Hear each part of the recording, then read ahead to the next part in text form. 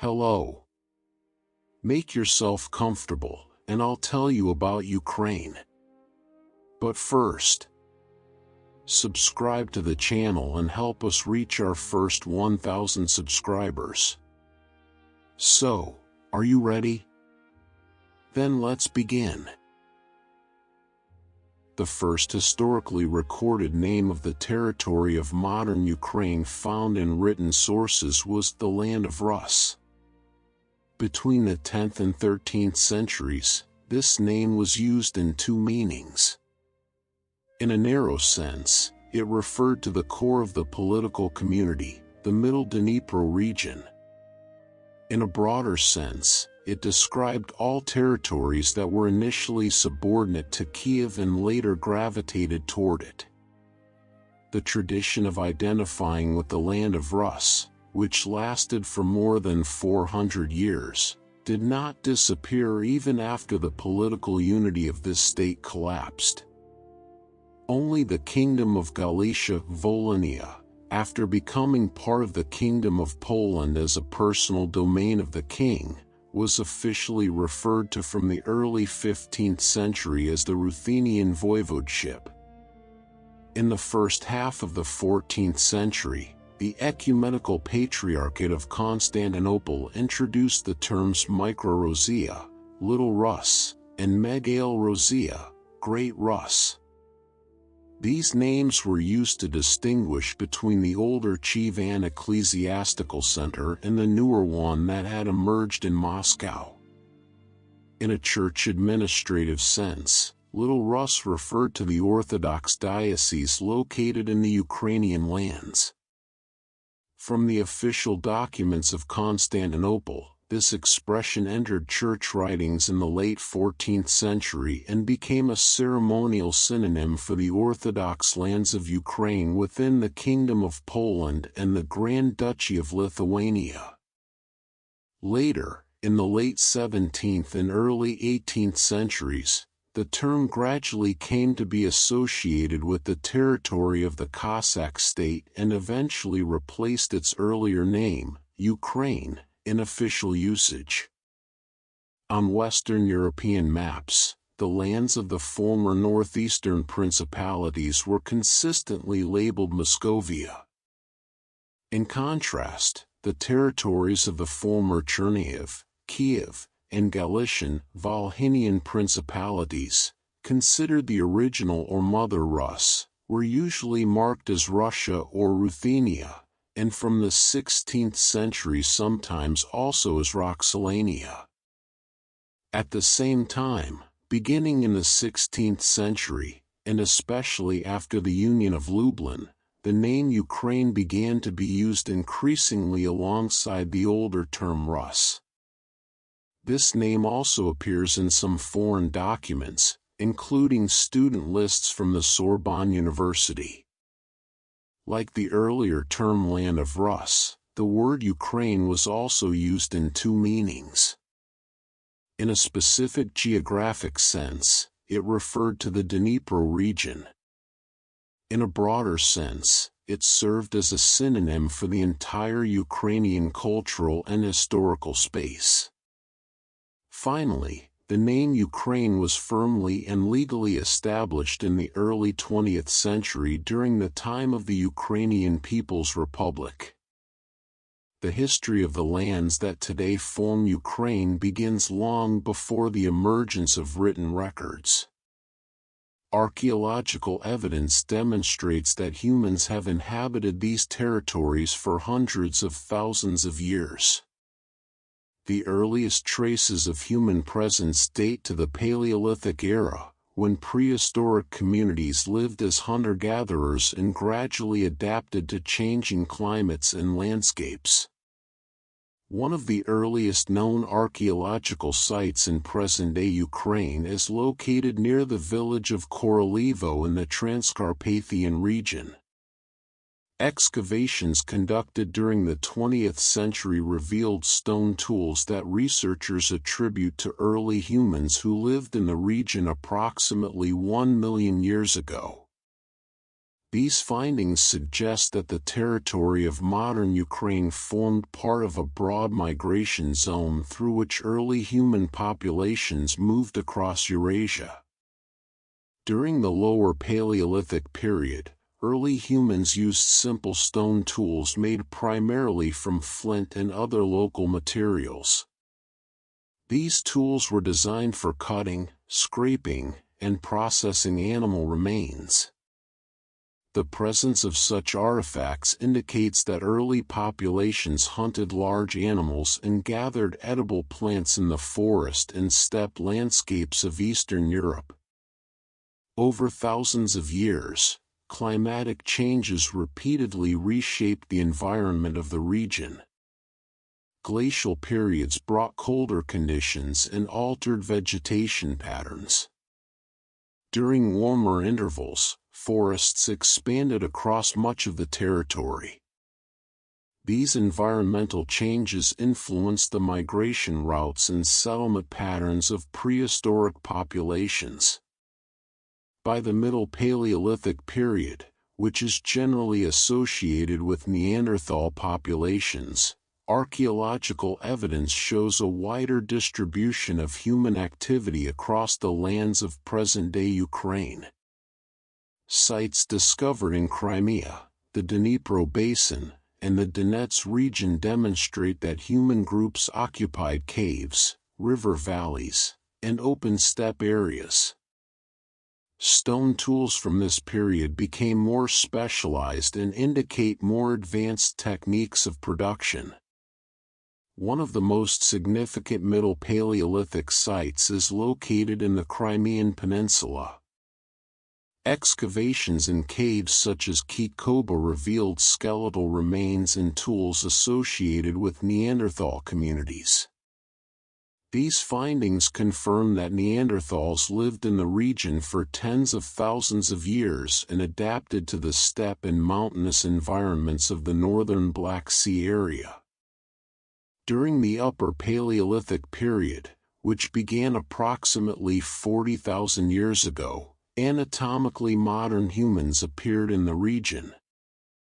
Archaeological discoveries show important technological and cultural developments during this era. Stone tools became more refined, and humans began producing implements made from bone and antler. Several important Upper Paleolithic sites have been discovered in Ukraine. Among the most well-known is the settlement near Mezhyryk in central Ukraine. Archaeologists uncovered remains of dwellings constructed from mammoth bones, which were used as structural supports and covered with animal hides. These structures demonstrate the ability of prehistoric communities to adapt to the harsh conditions of the Ice Age. Artifacts discovered at these sites include tools, ornaments, and objects interpreted as early forms of symbolic expression.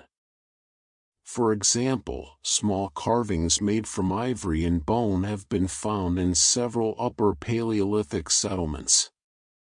These objects suggest that early humans possessed complex cultural traditions and forms of artistic expression. The river systems of Ukraine played a central role in the survival of prehistoric populations. Major rivers such as the Dnipro, the Dniester, and the Southern But provided water, fish, and access to migratory animals. River valleys also served as natural routes for human movement across the region. By the end of the Paleolithic era, human communities on the lands of present-day Ukraine had developed diverse survival strategies adapted to steppe, forest, and river environments. These early populations laid the foundations for later cultural developments that would emerge during the Mesolithic and Neolithic periods. Although written history would appear many thousands of years later, archaeological research allows modern scholars to reconstruct the earliest stages of human life in the region. The Paleolithic period represents the beginning of a long and complex human presence on the lands that today form Ukraine. Following the end of the Paleolithic era, human communities on the lands of present-day Ukraine entered a new stage of development known as the Mesolithic, and later the Neolithic period. These transitions were closely connected to major climatic changes that occurred after the last ice age, approximately 12,000 years ago.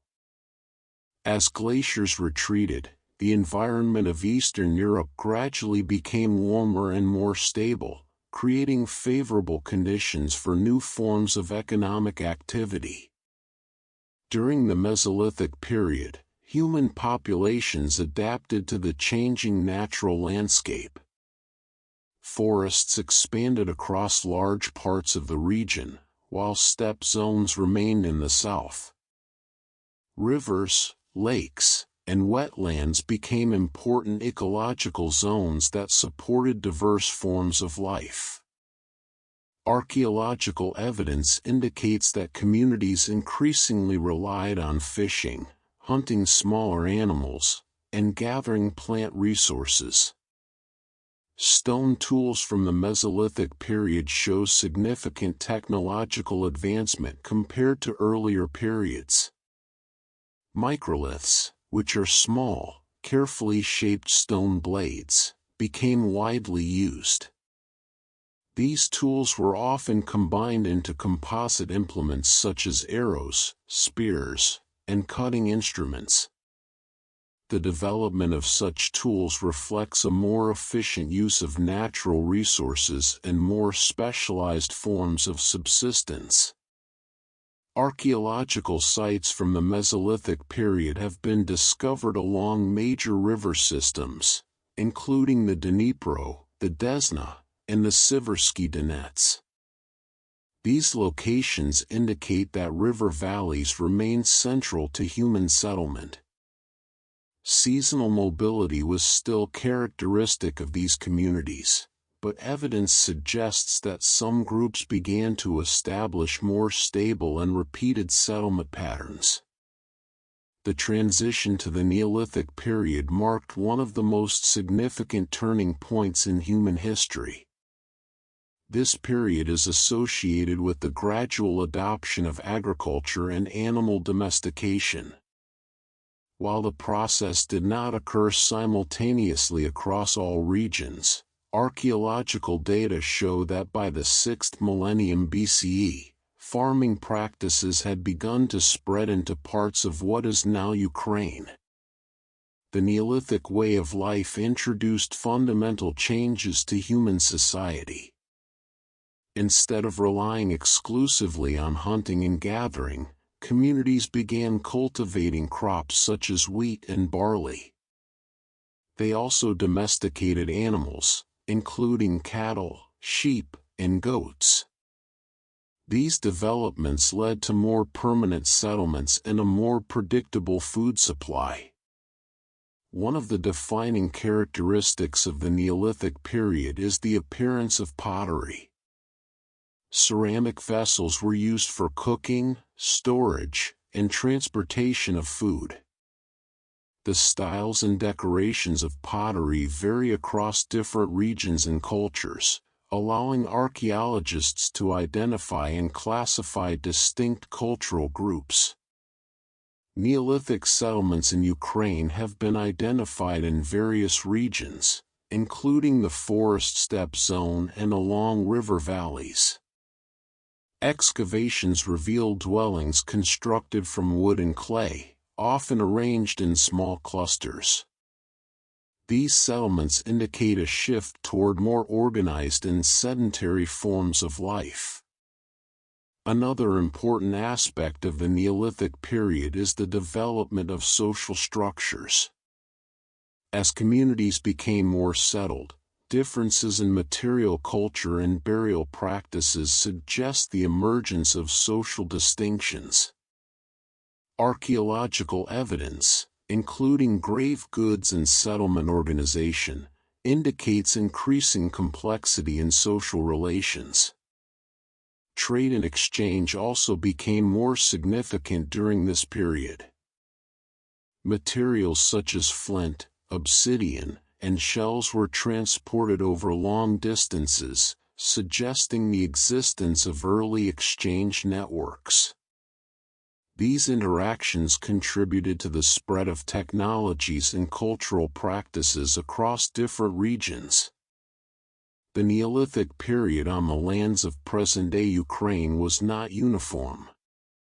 Different cultural groups developed in various ecological zones, each adapting to local conditions. These cultures laid the foundation for the emergence of more complex societies in the subsequent Neolithic period, including the development of large agricultural communities. In summary, the transition from the Mesolithic to the Neolithic represents a fundamental transformation in human history on the territory of Ukraine. The adoption of agriculture, the development of permanent settlements, and the emergence of new technologies marked the beginning of a new stage in human civilization. These processes would have long-lasting effects on the cultural and economic development of the region. The Neolithic period, also known as the Copper Age, marked a new stage in the development of human societies on the lands of present-day Ukraine. One of the most significant and well-studied cultures of this period is the Trypillian culture, also referred to as the Cucutini-Trypillia cultural complex. This archaeological culture existed approximately between the 5th and 3rd millennia BCE and occupied vast territories stretching from the Carpathian region through modern-day Ukraine and into parts of Moldova and Romania. The Trypillian culture was first identified in the late 19th century during archaeological excavations near the village of Trypillia, located south of Kyiv. The discoveries made there, along with related findings across the region, revealed the existence of a highly developed agrarian society with distinctive material culture and settlement patterns. One of the defining characteristics of the Trypillian culture is its large settlements. Archaeological research has identified sites that covered areas of several hundred hectares, with some of the largest settlements containing thousands of structures. These settlements were often organized in circular or oval layouts, with houses arranged in concentric patterns. This type of planning suggests a high level of social organization and coordination. Trypillian dwellings were typically constructed from wood and clay using wattle and daub techniques. The houses were often rectangular and sometimes built in 2 levels. Archaeological evidence indicates that these structures were periodically burned, either intentionally or as a result of accidental fires. The reasons for this practice remain a subject of scholarly discussion. Agriculture formed the foundation of the Trypillian economy. The inhabitants cultivated crops such as wheat, barley, and legumes, and they practiced animal husbandry, raising cattle, pigs, sheep, and goats. The use of simple agricultural tools and the fertile soils of the forest steppe zone allowed for sustained agricultural production. In addition to farming, Trypillian communities engaged in various forms of craft production. Pottery is among the most distinctive elements of their material culture. Trypillian ceramics are known for their high quality and elaborate decoration, often featuring spiral and geometric patterns painted in red, black, and white. These designs are considered an important source of information about the symbolic and aesthetic systems of the culture. Archaeological findings also include tools made of stone, bone, and copper. The use of copper, although limited, marks an important technological development of the period. It indicates the beginning of metalworking practices, which would become more widespread in later periods. Despite the complexity of their settlements and material culture, there is no clear evidence of centralized political authority within Trypillian society. Most researchers interpret these communities as relatively egalitarian, with social organization based on kinship and local cooperation rather than hierarchical state structures. Trade and exchange played a role in the development of the Trypillian culture. Archaeological evidence suggests connections with neighboring regions, including the Balkans. Materials such as copper and certain types of stone were obtained through long-distance exchange networks. One of the notable aspects of the Trypillian culture is the absence of fortifications in most settlements. This has been interpreted by some scholars as an indication of relatively low levels of organized warfare, although this interpretation remains debated within the academic community. By the late 4th and early 3rd millennia BCE, the Trypillian culture began to decline. The causes of this process are not fully understood.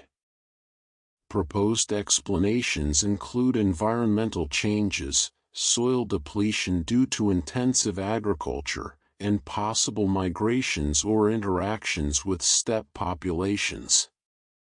The decline of the Trypillian culture did not mark the end of human occupation in the region. Instead, it was followed by the emergence of new cultural groups associated with the Bronze Age. These later societies would continue to develop agriculture, metallurgy, and increasingly complex social structures. In historical perspective, the Trypillian culture represents one of the earliest examples of large-scale agrarian societies on the territory of Ukraine.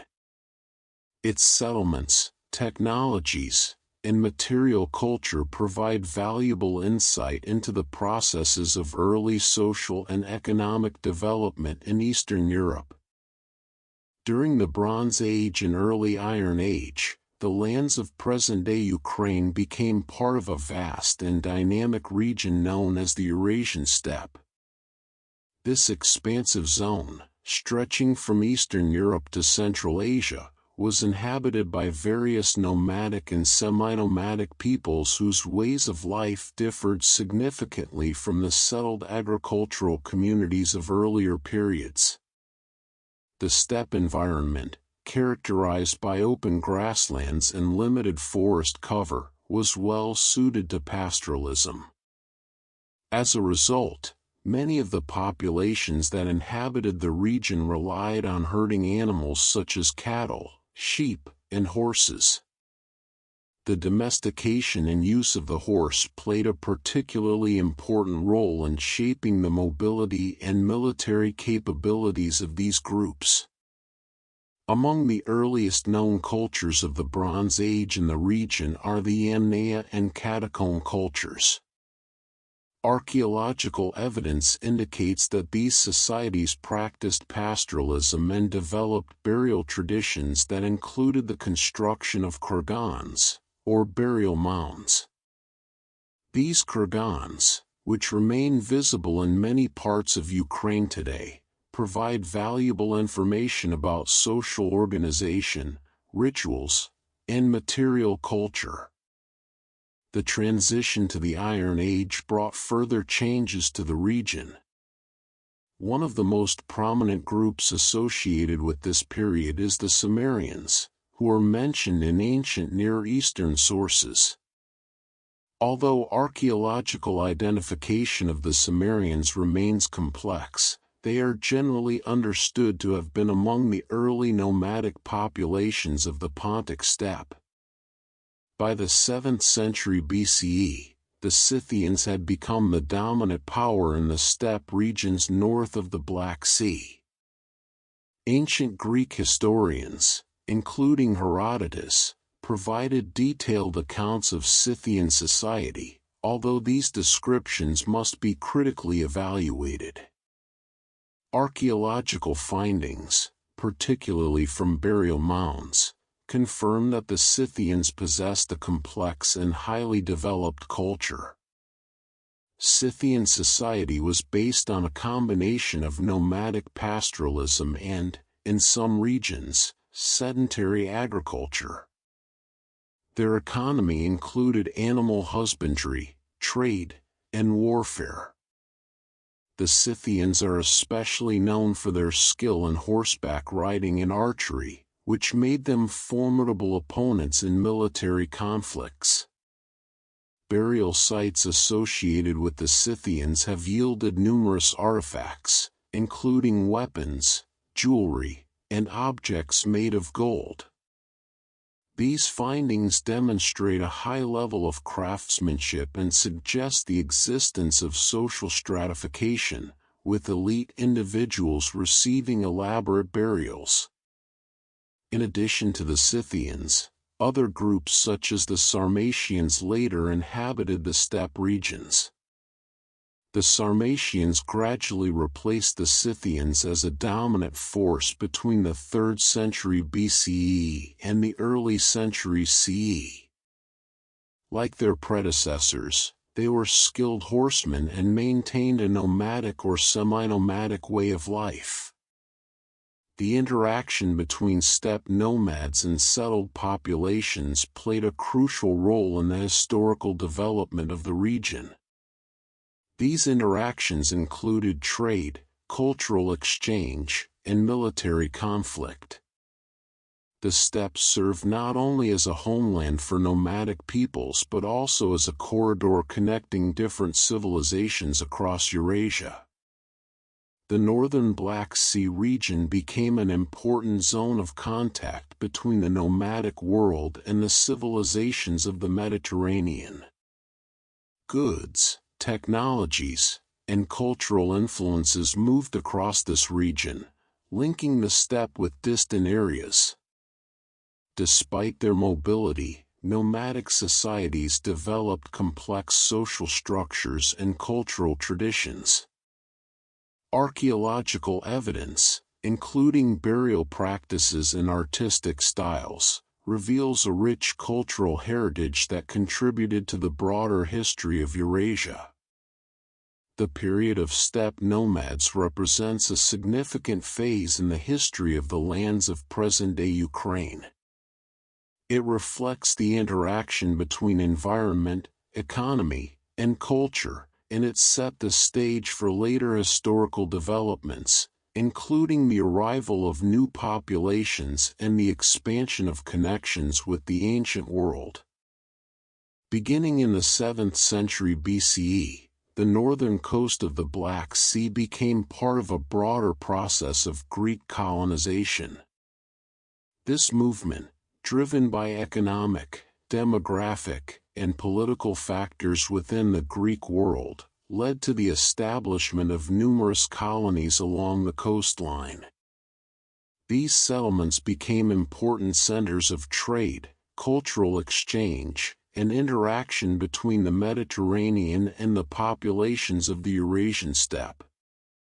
Greek colonization was not a sudden or uniform process. It developed over several generations, as settlers from various city-states established new communities in distant regions. Among the most active participants in this movement were settlers from Miletus and other Ionian cities. They founded colonies in strategically advantageous locations, particularly near river mouths and natural harbors. One of the earliest and most significant Greek colonies in the region was Olbia, located near the mouth of the southern But River. Archaeological and written evidence indicate that Olbia became a major center of commerce, linking the Greek world with the inland territories of Eastern Europe. Goods such as grain, fish, furs, and slaves were exchanged through these networks.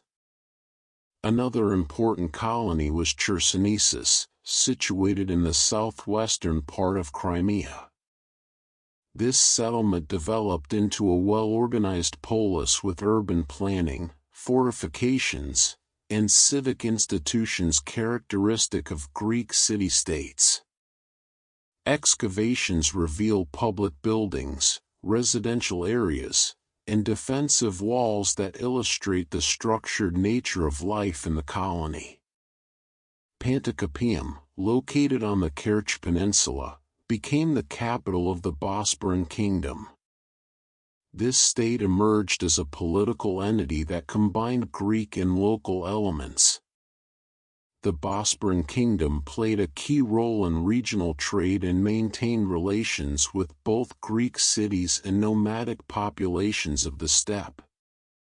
The Greek colonies of the northern Black Sea coast maintained strong cultural ties with their metropolitan centers. They preserved elements of Greek language, religion, and social organization. Temples, inscriptions, and artistic objects found in these settlements demonstrate the continuity of Greek cultural traditions. At the same time, these colonies were not isolated enclaves. They interacted extensively with neighboring populations, including Scythians and other steppe groups. These interactions took various forms, including trade, alliances, and conflict. Archaeological evidence shows the presence of local influences in material culture, reflecting processes of cultural exchange. Trade was the central function of these colonies. The fertile lands of the surrounding regions made the area an important supplier of grain to the Greek world. In return, Greek goods such as pottery, wine, and manufactured items were brought into the region. This exchange contributed to the economic integration of the northern Black Sea area into the wider Mediterranean system. The political structures of the colonies varied. Some functioned as independent city-states, while others became part of larger political entities such as the Bosporan Kingdom. Over time, internal developments and external pressures influenced their stability and organization. From the 3rd century BCE onward, the Greek colonies began to face increasing challenges. These included pressure from nomadic groups, shifts in trade patterns, and the expansion of larger powers such as the Roman Empire. Some colonies came under Roman influence, while others experienced periods of decline. Despite these challenges, many of the Greek settlements continued to exist for several centuries. Their legacy is preserved in archaeological remains and historical records, which provide valuable insights into the nature of ancient cross-cultural interactions. The Greek colonies of the northern Black Sea coast represent an important chapter in the history of the lands of present-day Ukraine. They served as points of contact between different civilizations and contributed to the development of trade, urban life, and cultural exchange in the region. In the first centuries of the Common Era, significant changes took place across Eastern Europe, including the lands of present-day Ukraine. The period following the decline of classical antiquity is often associated with large-scale population movements and transformations commonly referred to as the migration period.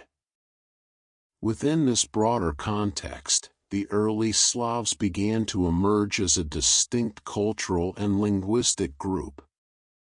The origins of the Slavs have been the subject of extensive scholarly research. Based on linguistic, archaeological, and historical evidence, most researchers locate the early Slavic homeland in regions that include parts of modern-day Ukraine, Poland, and Belarus. Archaeological cultures such as the Zarabintsy and later the Kyiv culture are often associated with early Slavic populations. By the early centuries CE, Slavic communities had developed a way of life adapted to the forest and forest steppe zones. Their economy was based primarily on agriculture, supplemented by hunting, fishing, and animal husbandry. Settlements were usually located near rivers, which provided water, fertile soil, and transportation routes. Slavic dwellings were typically semi-subterranean structures, often referred to as pit houses. These buildings were constructed using wood and earth, and they provided insulation against seasonal temperature changes. Archaeological findings suggest that settlements were relatively small and organized at the level of extended family groups. Material culture of the early Slavs was relatively simple compared to that of earlier complex societies such as the Scythians or Greek colonies. Pottery was usually handmade and undecorated or minimally ornamented. Metal objects were present but less common, reflecting a lower level of specialization in metallurgy. Despite the relative simplicity of their material culture, early Slavic societies developed stable social structures. Organization was based on kinship ties and local communities. There is little evidence of strong centralized authority during this period, and most groups appear to have functioned as loosely organized tribal units. Written sources from neighboring civilizations provide additional information about the early Slavs. Byzantine authors, including Procopius, described groups known as the Sclavini and the Ontes. These groups are generally identified with early Slavic populations living in Eastern Europe, including territories that are now part of Ukraine. According to these sources, the Slavs lived in decentralized communities and did not have a single ruler. They were described as skilled in warfare, particularly in ambush tactics and fighting in difficult terrains such as forests and marshes. At the same time, they maintained agricultural lifestyles and settled in relatively stable communities. During the 6th and 7th centuries, Slavic populations expanded across large areas of Eastern and Southeastern Europe. This expansion led to the formation of various tribal unions and regional groups. On the territory of present-day Ukraine, several such groups are mentioned in later historical sources. Among these were the Polans, Drevlians, Severians, and others. These tribal groups occupied different regions, often centered around river basins. Their names and identities are preserved in early medieval chronicles, which provide valuable, though sometimes limited, information about their organization and interactions. The development of tribal societies marked an important stage in the formation of early political structures. Over time, these groups began to establish more complex systems of leadership and cooperation. This process laid the groundwork for the emergence of early states in Eastern Europe. External influences also played a role in shaping early Slavic societies. Contacts with the Byzantine Empire, as well as interactions with nomadic groups such as the Avars and later the Khazars, contributed to cultural and political developments in the region. By the end of the first millennium CE, the transformation of Slavic tribal societies into more organized political entities was already underway. These developments would eventually lead to the rise of one of the most important states in the history of Eastern Europe, Kyivan Rus. By the 9th century, The process of political consolidation among the Eastern Slavs led to the emergence of one of the most significant early states in Eastern Europe, Kyivan Rus. This state developed on the foundation of earlier tribal unions and was influenced by both internal dynamics and external contacts with neighboring regions.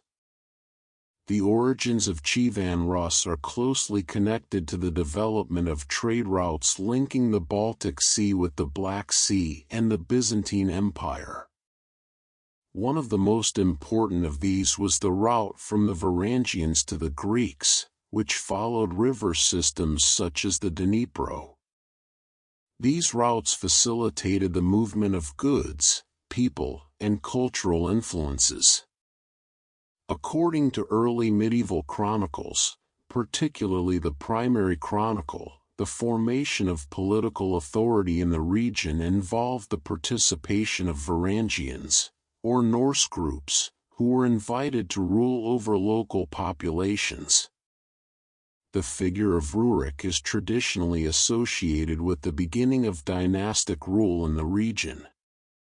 Kyiv gradually became the central political and economic center of this emerging state. Its location along the Dnipro River made it a key point in trade networks. In the late 9th century, the Oleg the Prophet established control over Kyiv, consolidating power and uniting northern and southern territories under a single authority. Under Oleg's leadership, Kyivan Rus expanded its influence and established diplomatic and military relations with the Byzantine Empire. One of the most notable events of this period was the campaign against Constantinople, which resulted in trade agreements that benefited the ruling elite and merchant groups. The consolidation of power continued under subsequent rulers, including Igor of Kiev and his successor Olga of Kiev. Princess Olga is particularly noted in historical sources for her administrative reforms and her role in strengthening the central authority of Her grandson, Sviatoslav I of Kiev, pursued an active military policy, expanding the territory of Kyivan Rus and engaging in campaigns against neighboring states, including the Khazar Khaganate. These campaigns contributed to the expansion of political influence but also required significant military resources. The structure of Kyivan Rus during this period was not a centralized state in the modern sense. It functioned as a federation of territories governed by members of the ruling dynasty. Local exercised authority in different regions, while the Grand Prince in Kiev held a position of seniority. Economic life in Kyivan Rus was based on agriculture, trade, and tribute collection. The fertile lands of the Dnipro basin supported agricultural production, while trade routes connected the state to distant markets. Goods such as furs, wax, honey, and slaves were exported, while luxury items and coins were imported.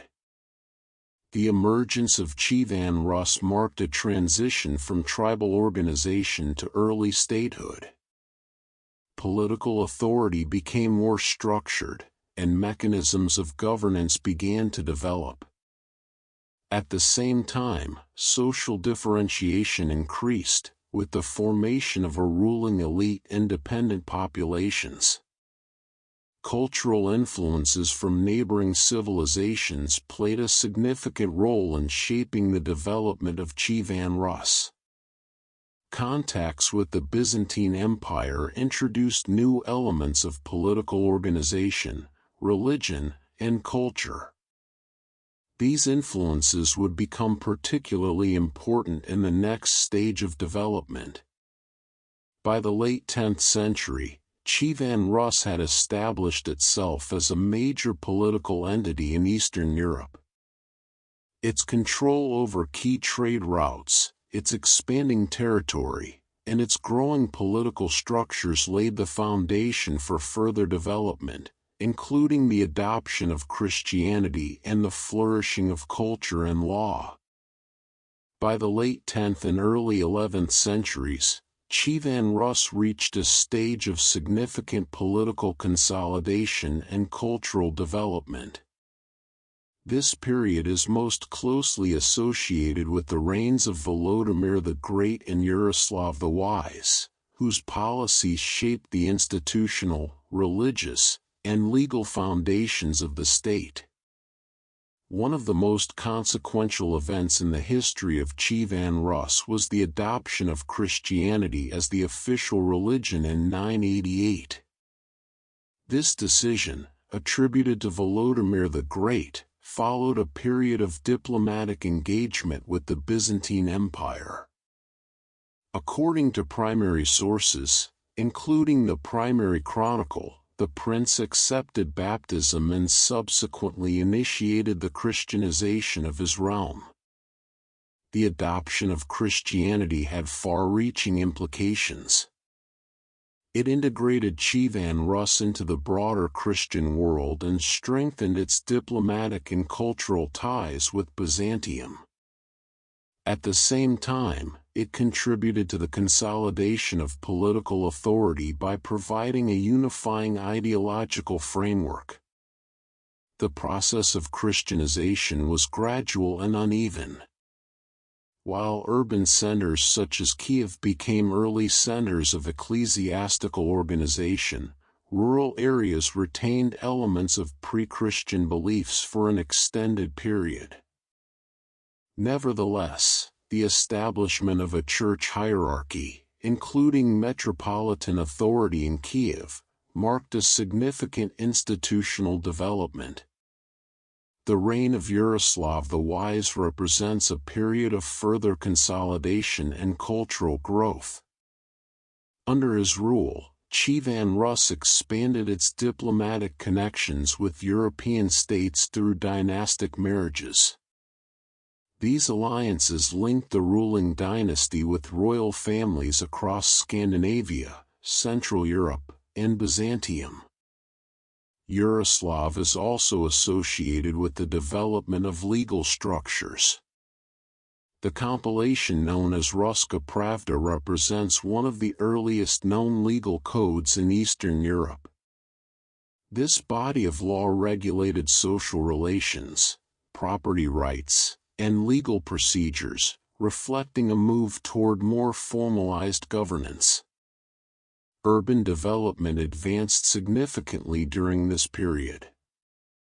Kyiv emerged as a major political, economic, and cultural center. Archaeological and architectural evidence indicates the construction of monumental buildings, including churches and fortifications.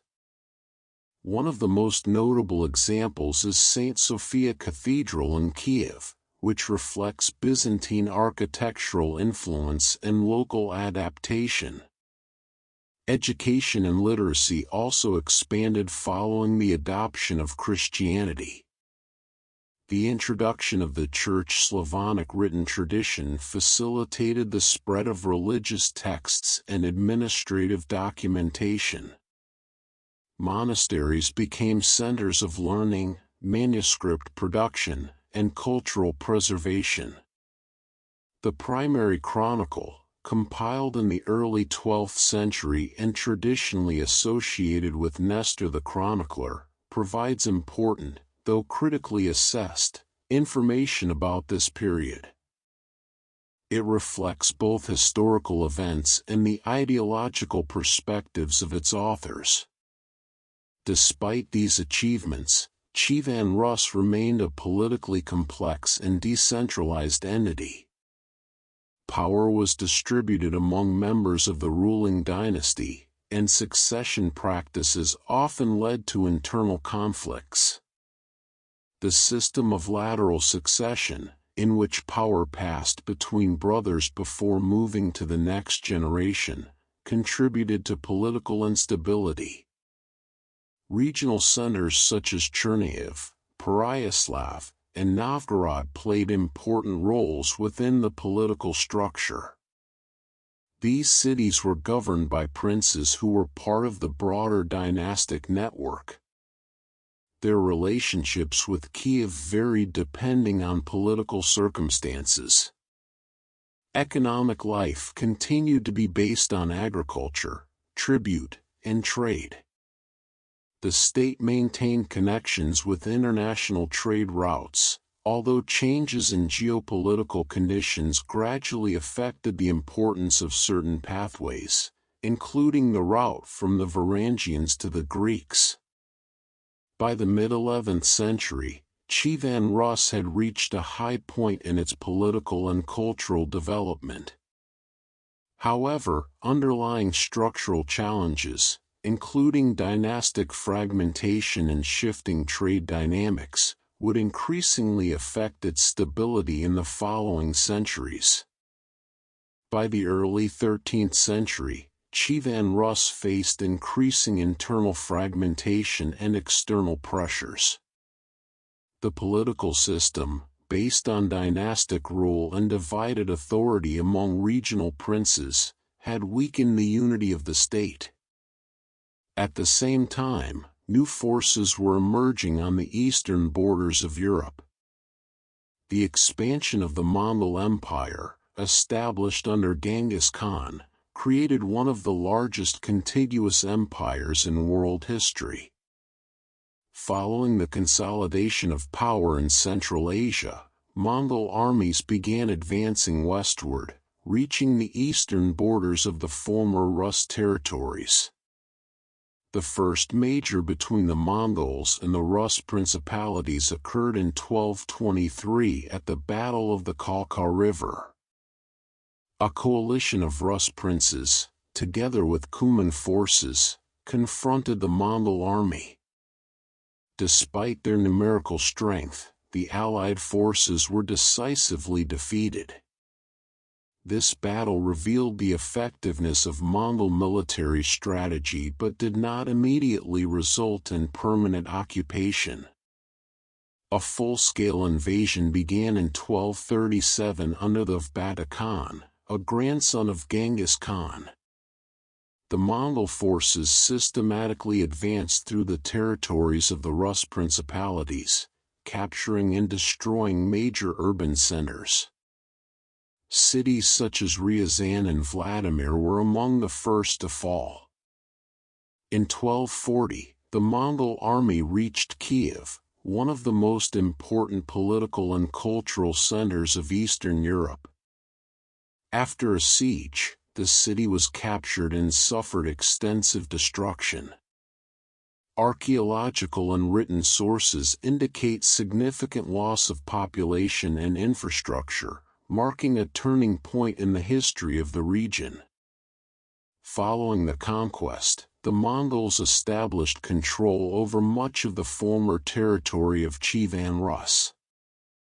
These lands became part of the political system commonly referred to as the Golden Horde. Local rulers were required to recognize the authority of the Khan and to pay tribute. In return, they were allowed to maintain a degree of autonomy in internal affairs. The system of Mongol domination is often described as indirect rule. Princes retained their positions but depended on the approval of the Mongol authorities. This arrangement reshaped political structures and altered the balance of power among regional centers. The economic consequences of the invasion were significant. The destruction of cities and trade routes disrupted economic life. Some regions experienced long-term decline, while others gradually adapted to new conditions under Mongol rule. The invasion also contributed to shifts in regional power. Certain centers, particularly in the northeastern regions, began to rise in importance.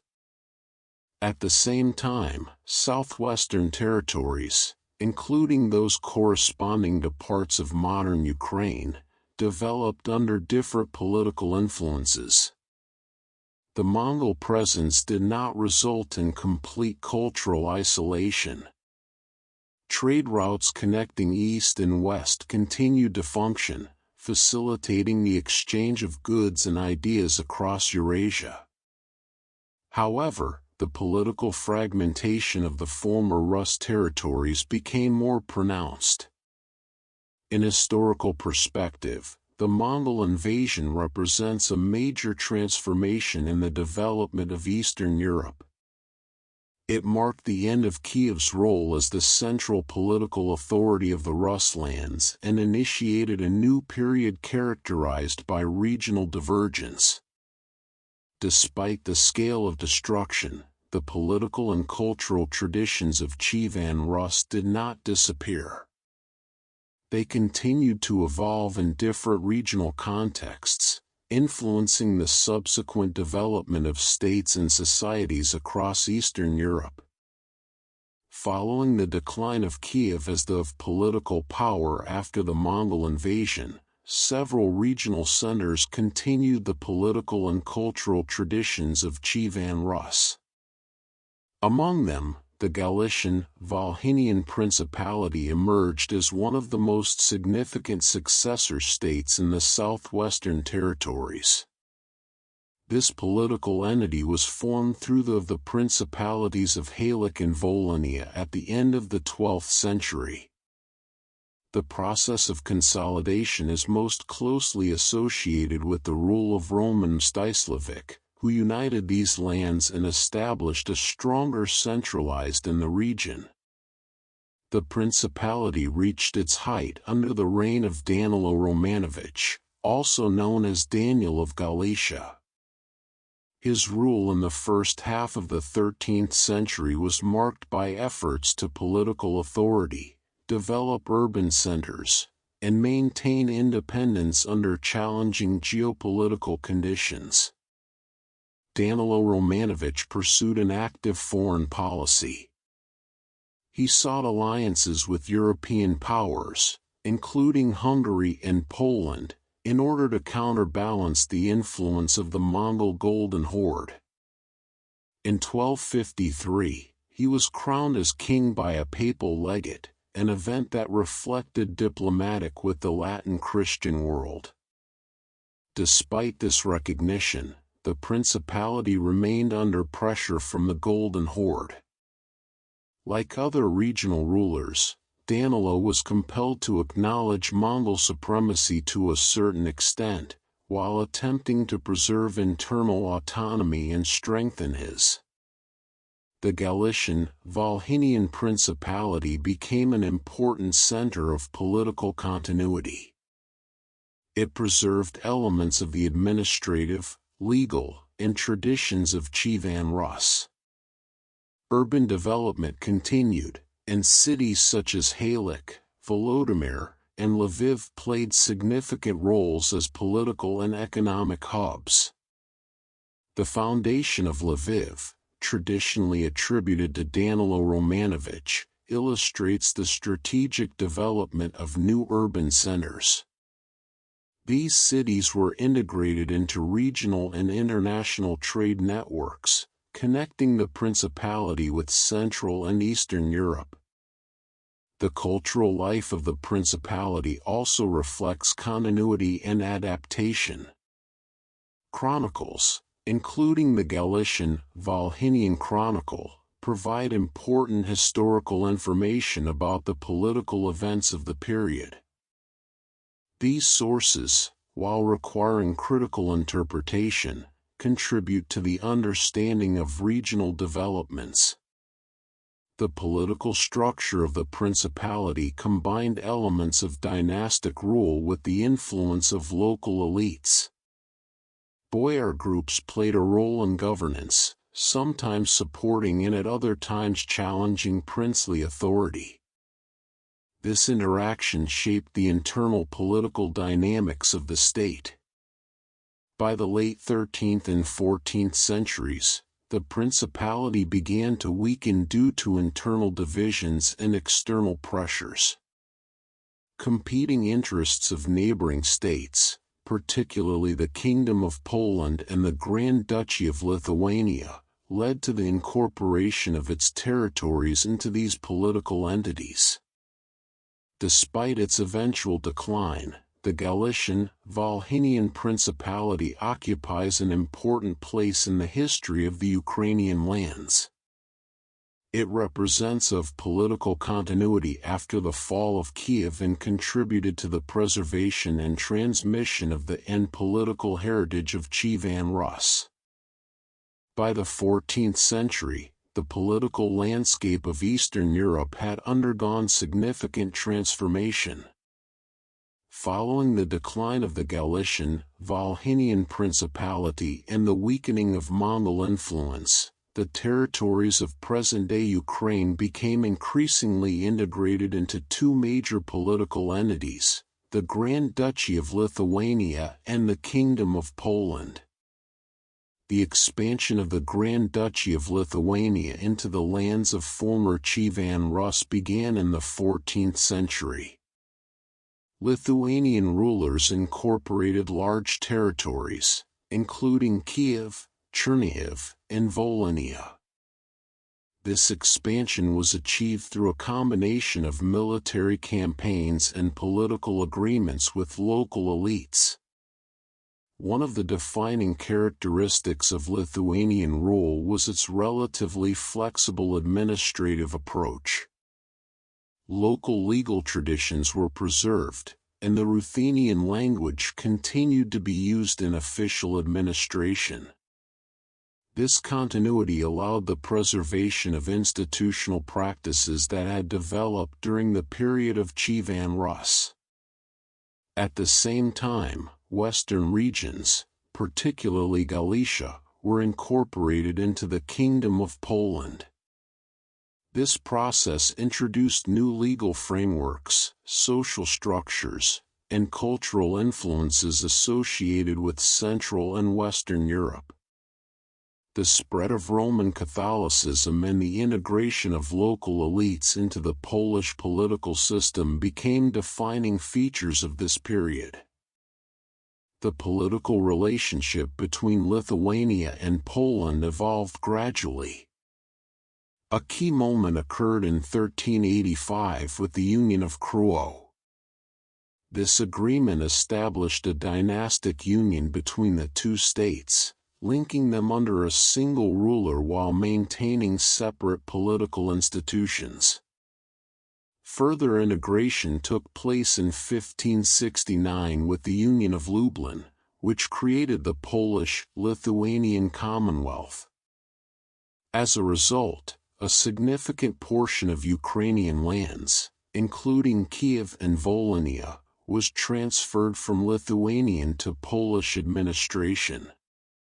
Under the Commonwealth, important social and economic transformations occurred. The political system was dominated by the nobility, known as the Szlachta, which exercised significant influence over governance. Many local elites became integrated into this social group, often adopting Polish language and cultural practices. At the same time, the majority of the population, particularly peasants, experienced increasing restrictions. The expansion of the manorial system and the consolidation of serfdom limited personal freedom and mobility. These developments contributed to growing social tensions.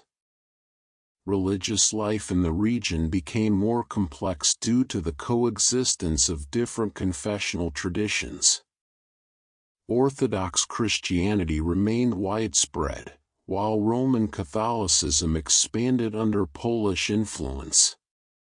In 1596, the Union of Brest established the Greek Catholic Church, which recognized the authority of the Pope while preserving Eastern liturgical traditions.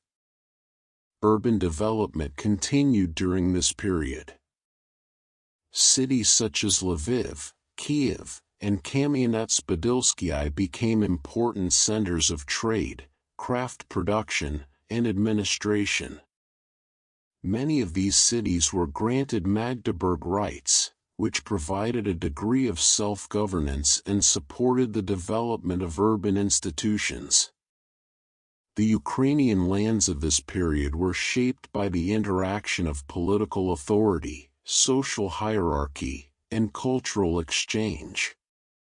Integration into larger political structures created opportunities for economic development and participation in broader European processes. At the same time, it generated tensions related to social inequality, religious differences, and the preservation of local traditions. These developments created the conditions for the emergence of new social groups and political forces. Among them, the Cossacks would become a decisive factor in the history of the region in the following centuries.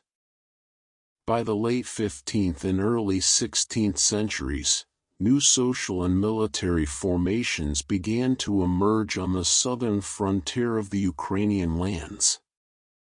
These territories, often described as steppe borderlands, were characterized by low population density, pressure from nomadic groups, and limited direct control from established states.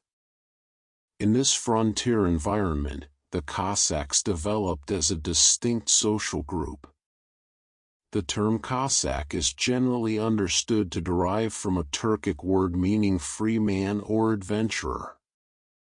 This reflects the social composition of early Cossack communities, which included peasants, townspeople, and members of the lower nobility who sought autonomy beyond the structures of feudal authority.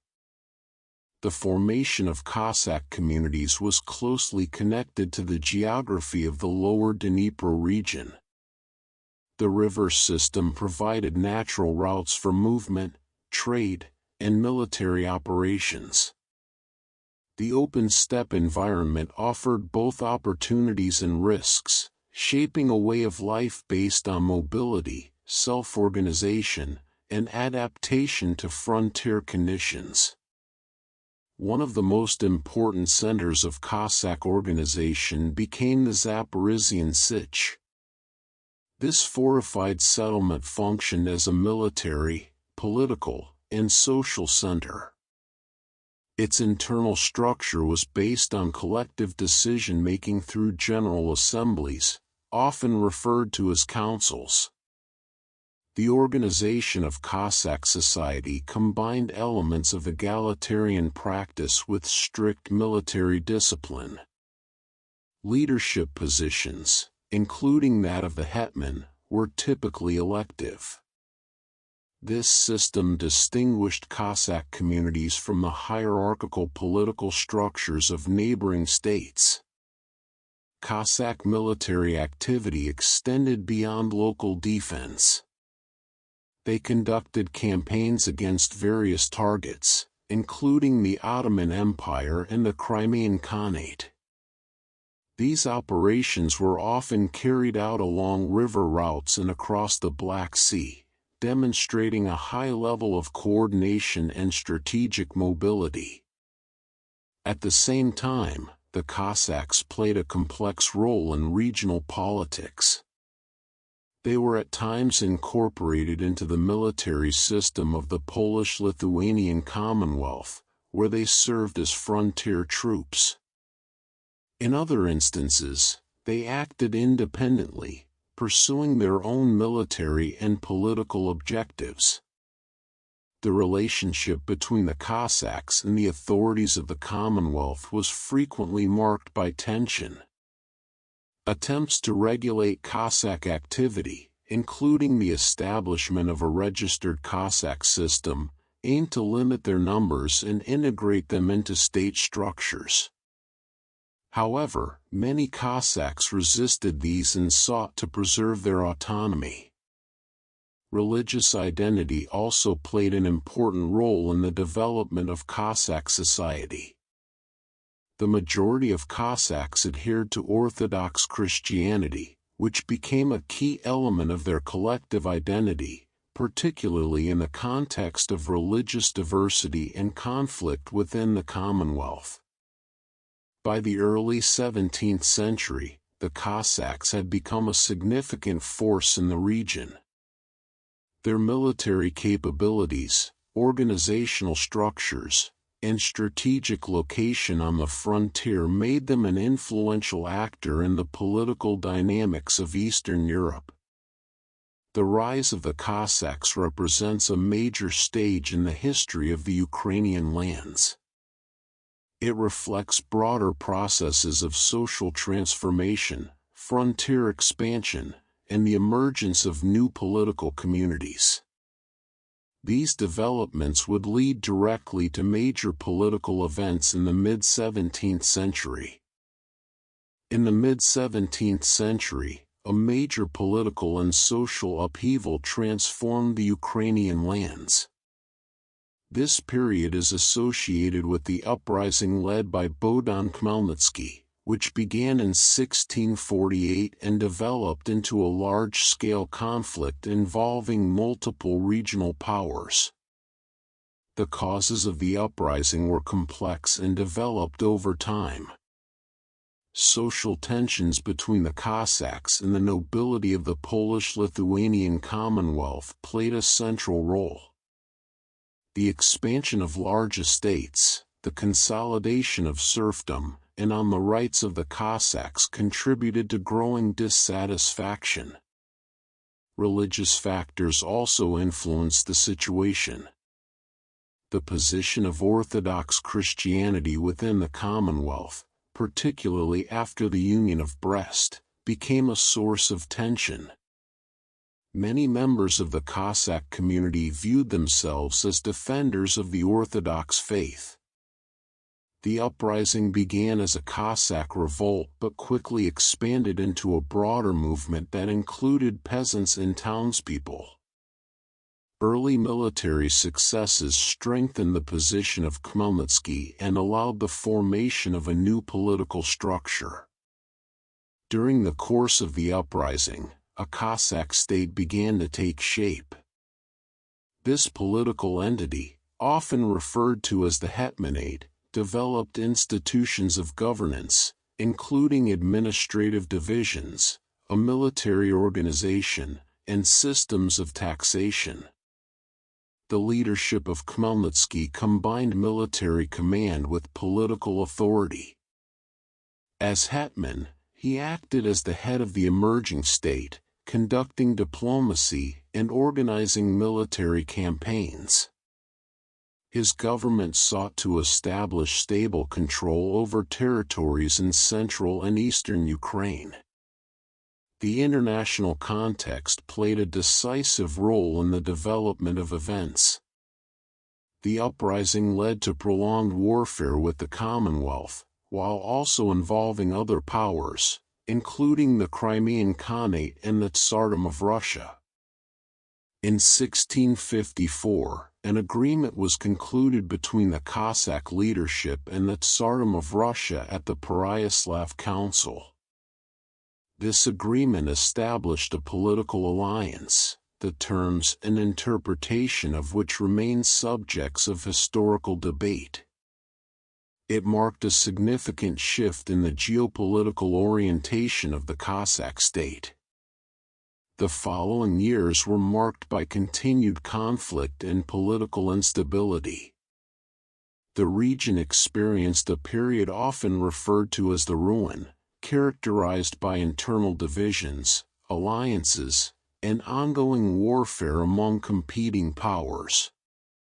Despite these challenges, the uprising led by Khmelnytsky had lasting consequences. It resulted in the emergence of a Cossack political entity that played an important role in the history of Eastern Europe. It also significantly altered the balance of power in the region. The Khmelnytsky uprising represents a turning point in the history of the Ukrainian lands.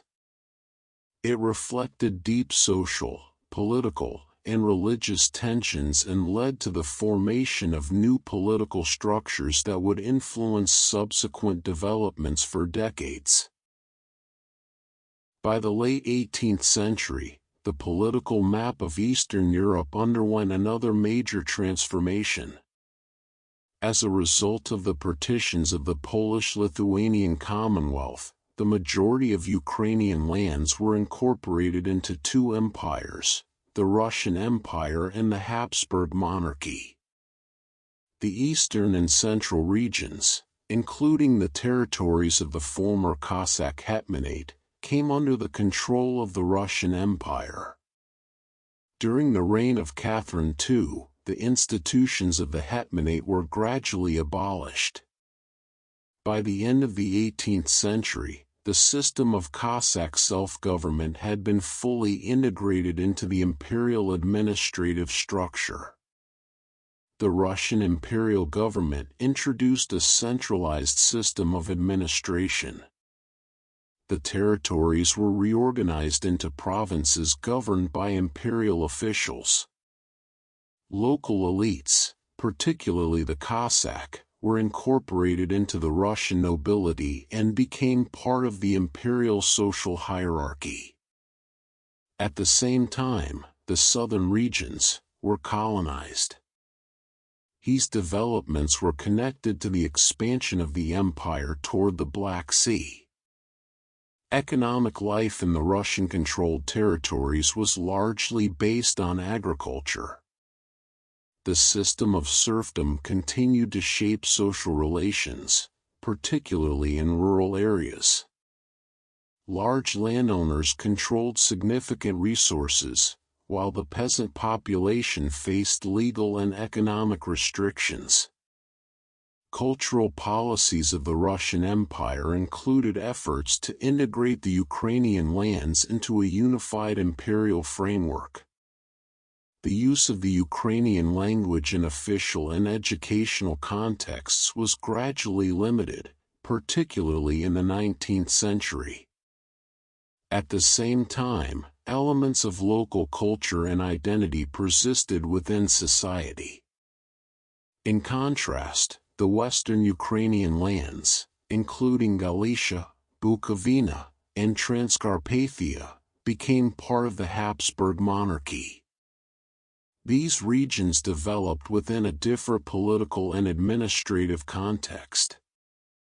The Habsburg administration introduced reforms aimed at governance and improving economic efficiency.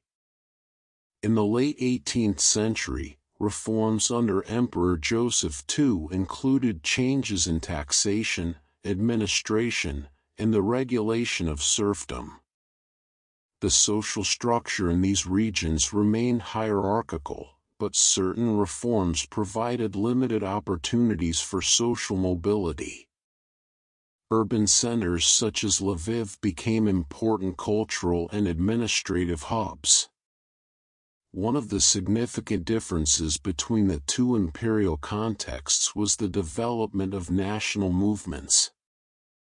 In the 19th century, Ukrainian cultural and intellectual life began to expand, particularly in Galicia. Educational institutions, publishing activity, and organizations contributed to the formation of a modern national identity. Figures such as Taras Shevchenko played a central role in the cultural awakening. His works emphasized language, history, and social conditions, becoming an important element in the development of Ukrainian national consciousness. Throughout the 19th century, the Ukrainian lands remained divided between two empires, each with its own administrative systems and policies. Despite these differences, processes of cultural development, social change, and national awakening continued across the region. This period laid the foundations for the emergence of modern political movements and the eventual struggle for statehood in the 20th century. The collapse of the Russian Empire in 1917 created conditions for the emergence of Ukrainian statehood. Political authority weakened rapidly, and new institutions began to form in Kyiv and other regions. the Ukrainian Central Rada became the primary representative body of the Ukrainian movement. It issued a series of universal declarations that gradually expanded political autonomy and culminated in the proclamation of the Ukrainian People's Republic. The Ukrainian People's Republic sought to establish a democratic political system and implement social reforms. However, it faced immediate challenges, including military pressure from Bolshevik forces and internal political instability. In western Ukrainian lands, following the collapse of Austria-Hungary, the West Ukrainian People's Republic was proclaimed in 1918. This state aimed to assert control over eastern Galicia and establish Ukrainian governance in the region. On January 22, 1919, a significant political event took place, the Act of Unification. This agreement declared the unification of the Ukrainian People's Republic and the West Ukrainian People's Republic into a single state. Although largely symbolic due to military circumstances, it remains an important milestone in the history of Ukrainian statehood. In April 1918, political power in Kyiv shifted with the establishment of the Hetmanate under Pavlo Skoropadsky. His replaced the Central Rada and introduced a more centralized and conservative model of governance. The Hetmanate focused on restoring administrative order, rebuilding the economy, and establishing diplomatic relations. It developed state institutions, supported education and cultural initiatives, and worked to stabilize the financial system. However, its reliance on external military support and its conservative policies limited its broader social support. In late 1918, the Hetmanate was overthrown by forces of the Directory, which restored the Ukrainian People's Republic. One of the leading figures of this period was Simon Petlura, who became a central figure in the struggle for Ukrainian independence. At the same time, alternative political and military movements emerged. Among them was the anarchist movement led by Nestor Makhno in southern Ukraine. His forces operated independently and controlled significant territories for a period of time. The Ukrainian Revolution was characterized by a complex and multi-sided conflict. Various forces, including Ukrainian national governments, Bolshevik armies, white forces, and foreign powers, competed for control over the territory. By 1921, the Bolsheviks had established military control over most of the Ukrainian lands. This process involved armed conflict and the elimination of alternative political authorities. Following the establishment of Soviet control, the Ukrainian Soviet Socialist Republic became part of the Soviet Union. This incorporation was achieved through military force and political consolidation, effectively ending the independence of Ukrainian state formations that had emerged during the period. In the 1920s, the Soviet government implemented policies that temporarily supported cultural development within a controlled framework. However, this period was followed by increasing centralization and repression as they sought to eliminate alternative political identities. In the early 1930s, policies of forced collectivization led to a catastrophic famine known as the Holodomor. Millions of people died as a result of state grain procurement policies, administrative measures, and restrictions on movement. This event had long-term demographic and social consequences. At the same time, the Soviet state carried out widespread political repression. Cultural, intellectual, and political elites were targeted in campaigns aimed at eliminating perceived opposition. These actions significantly weakened the institutional and cultural foundations of Ukrainian society. During the Second World War, Ukrainian territory became one of the main theaters of military operations in Eastern Europe. The region experienced occupation by Nazi Germany, large-scale destruction, and significant civilian losses. The wartime period also saw the continuation of Ukrainian independence movements.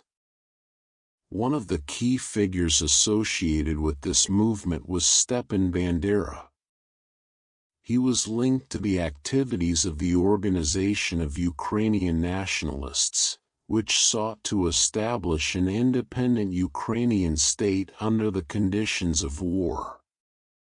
Armed resistance continued through formations such as the Ukrainian Insurgent Army, which operated in various regions and engaged in conflict with both Nazi and Soviet forces at different stages. These movements represented an attempt to maintain the idea of Ukrainian statehood despite external domination.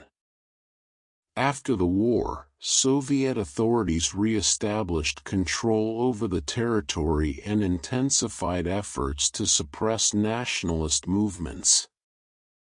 This included military operations against insurgent groups, as well as the use of administrative and security measures. The post-war period was also marked by deportations carried out by Soviet authorities. These actions affected various population groups, including Ukrainians and other ethnic communities. Deportations were used as a tool of political control and as a response to perceived resistance. Reconstruction efforts focused on industrial development and the rebuilding of infrastructure.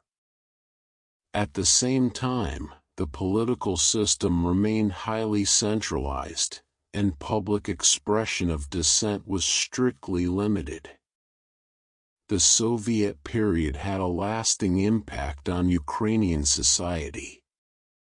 It influenced demographic patterns, economic structures, and collective memory. Despite strong state control, elements of national identity and historical continuity persisted within society. These historical experiences contributed to the conditions that would later support the re-emergence of Ukrainian independence at the end of the 20th century. The final decade of the 20th century marked a decisive turning point in the history of the Ukrainian lands.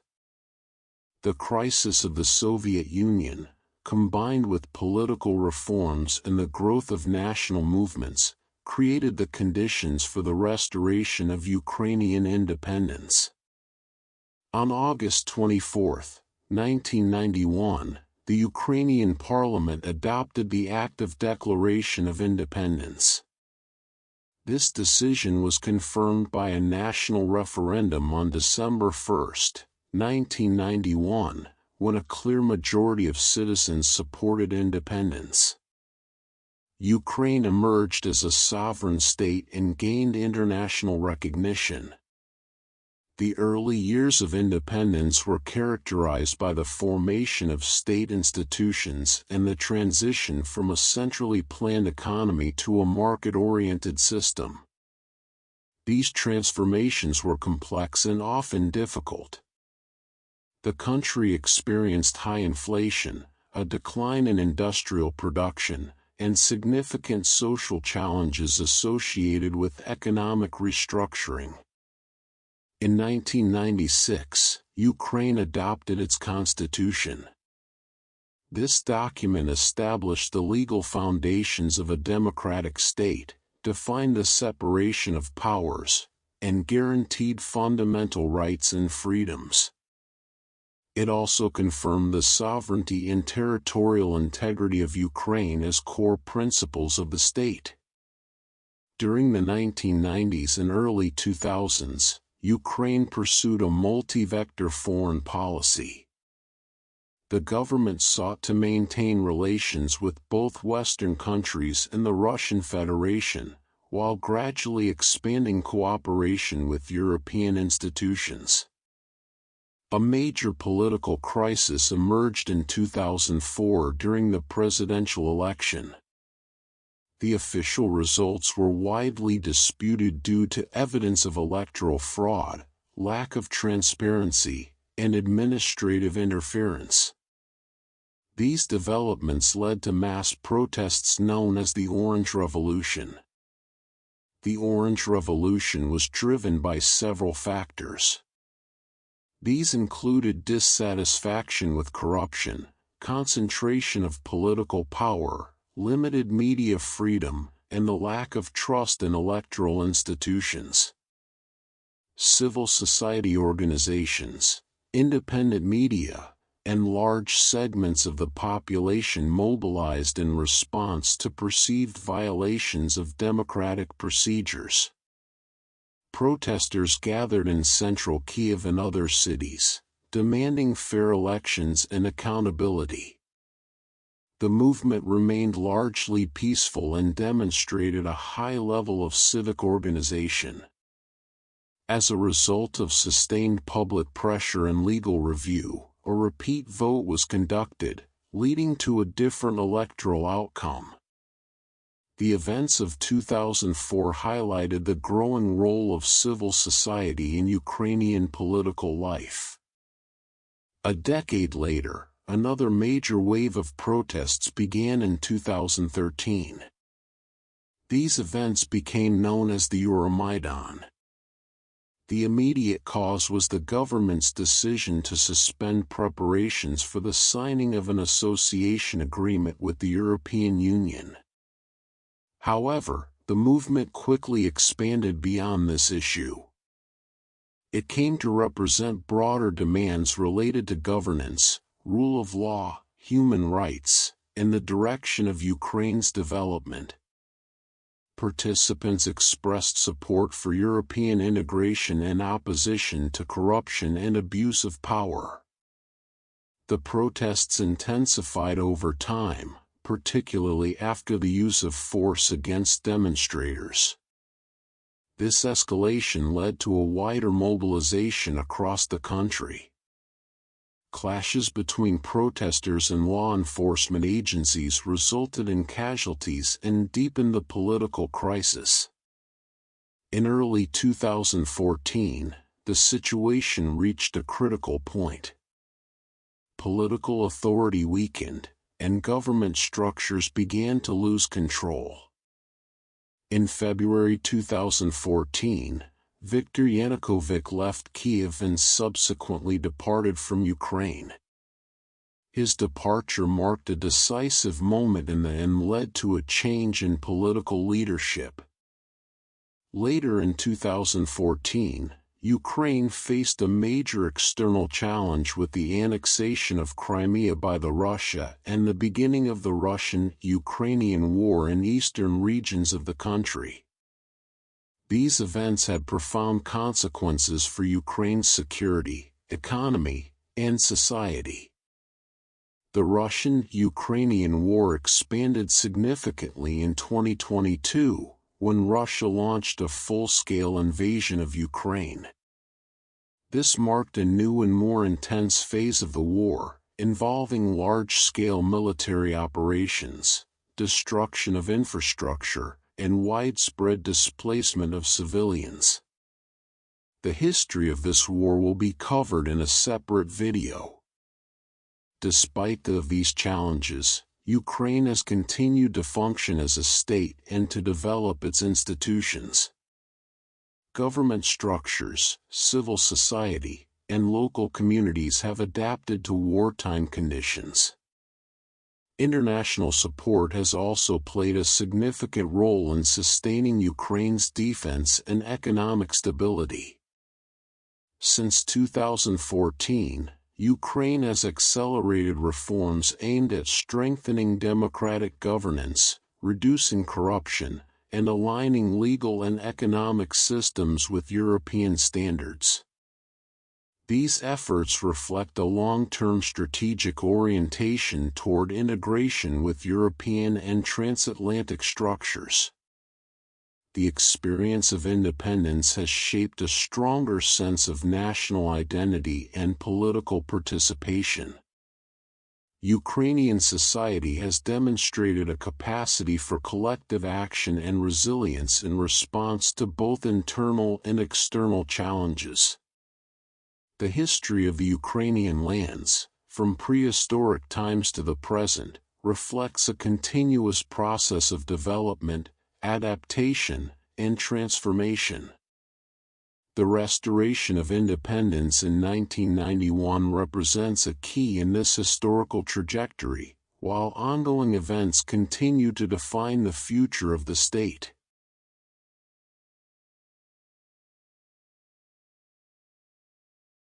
In this video, we explored the history of Ukraine, a land shaped by centuries of struggle, resilience, and statehood. Subscribe to the channel, and in the next episode, we will turn to Kyivan Rus, one of the most powerful and influential states of its time. Thank you for watching until the very end. Your support means a lot. See you in the next video.